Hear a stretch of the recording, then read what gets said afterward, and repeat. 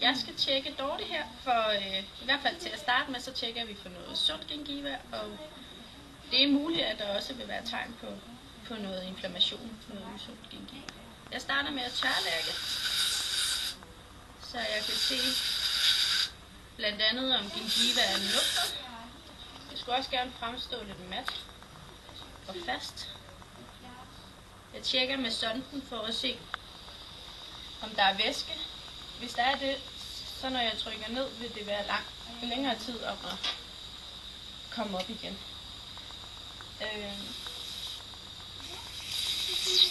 Der er en anden grund til, at jeg puster med sonden.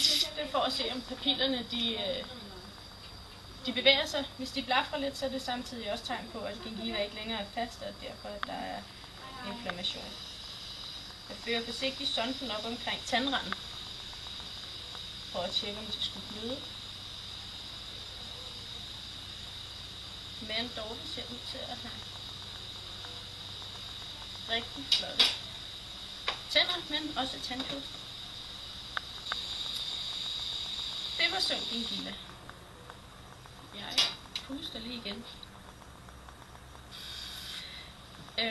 Jeg leder efter usund gingiva, og er især opmærksom på hjørnetænderne, da det er her, at tandbørsten den som regel vender. Men Dorte, hun er jo kommende tandplejer, så der er ikke noget ved hendes hjørnetænder. Men hun har en løs papil nede i underkæben mellem de to incisiver. Så der er i hvert fald tegn på noget inflammation. Så vil jeg kigge på tænderne for at se, om det ser ud, som det skal. Og igen vil jeg lige puste. Tænderne skulle også gerne have en mat overflade.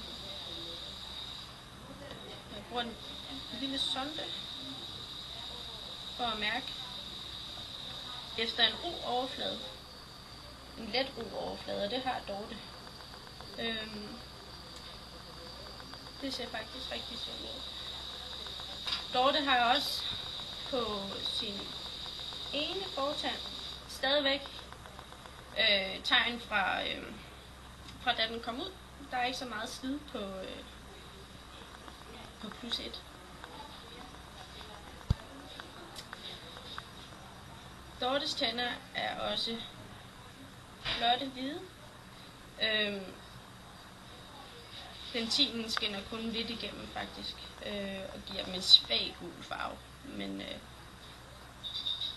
ellers så er de helt normale at kigge på.